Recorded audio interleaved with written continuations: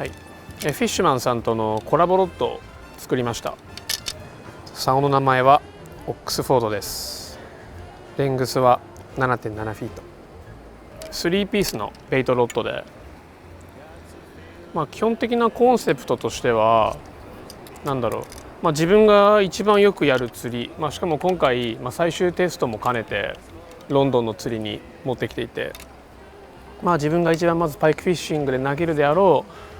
メインのルアーたちが投げやすいところをど真ん中にして、でギリギリこうキャリーケースだったりに入る3ピース姉妹寸法が86センチっていう形で竿を作ってます。でうちのブランドがパイクストリートマーケットっていうのもあって、これパイクのロゴも入ってますし、今回パイクフィッシングやりに来てるんだけど、必ずしも、パイクフィッシング専用ロッドとかではなくてですね、そこそこの大きなルアーまでをこう投げて、いろんな魚を釣ってもらったりとか、いろんな場所に持ってってもらえるようなスペックになってます。で対応するルアーの話なんですが、一番よく投げるというか、下はだいたいこういうクランクベイトだったりとか、ジャークベイト、これエリーの115なんですけど、こういった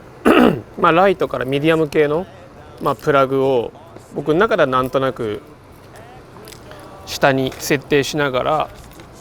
ら、スピナーベイトとか、こういう、これはグラスピースって言って、チャターベイトとも違うんですけど、こういったチャターベイトタイプ、スピナーベイトに近いワイヤーベイト類とかを、僕の中では投げる一番軽いルアーの基準にこう考えてセッティングしてるイメージで、上は本当に4オンスクラスの、クラッシュ9、これを、思いっきりブンと振り抜くというよりかは、もう竿をしっかりティップがすごい入りやすくなっているので、竿をしっかり曲げつつ投げてもらえれば、これぐらいまでの重さが気持ちよく投げられるスペックになってます。でその次に、ちょっとこういうボリュームある系のルアー、4オンスより少し軽いぐらいの、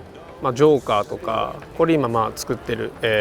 西根さんのところの大きめのジャックベイトですね。あとは一番僕が自分の中の釣りで、いろんな魚釣るのによく使う、タイニークラッシュ、もうこの辺なんかも思いっきり振り抜きやすいスペックになってます。でタイニークラッシュはいろいろね、重り張ってカスタムしたりとか、いろんな付け方があるんですけど、そういったさまざまな付け方にはしっかり対応してます。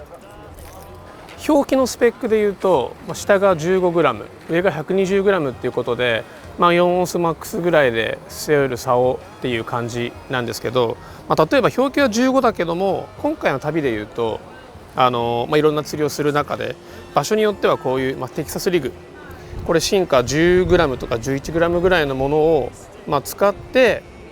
やれないことはないというか、カバーにワームを落としたりとか、ちょっとボトムを探ったりする釣りなんかも幅広くカバーしたりとか、あとは多分4オンスまで投げられるってなると、結構固めの竿を想像されがちだと思うんですけど、こういうビッグミノーというか、11センチ12センチクラスとかのジャークベイトなんかもすごい気持ちよく投げられるセッティングになってます。ティップが結構ちゃんとこうしっかり入る竿なので、これ徐々にねベリーの方までこうちゃんとシャープ2も曲がっていくんですけど、決してこう重たいルアーとかビッグベイトだけに特化してやる竿っていうイメージではないかなと思います。変速3ピースっていうことで、すごい遠征に適したスペックにはなってるんですけど、今回僕はパイクフィッシングメインで遠征をしてて、普段から遠征は多いんですけど、普段使いの釣りでもしっかり使える竿になっていて、大型のトラウトから、シーバス、もちろんビッグベイトとかを投げるブラックバスなんかにも使ってもらえると思いますし、中型から大型の、口が硬い魚を相手にした時に、しっかりとフッキングするパワーがあって、その後ちゃんとやり取りをするこういう粘りを持った竿っていうのはフィッシュマンさん譲りというか、そういったマテリアルがしっかり使われているので、安心してやり取りはしてもらえると思います。今回フィッシュマンさんと竿を作るにあたって、スペックとか、コスメ色、いろんなやり取りをいっぱいしたわけなんですけど、実際こう完成品ができてみると、なんか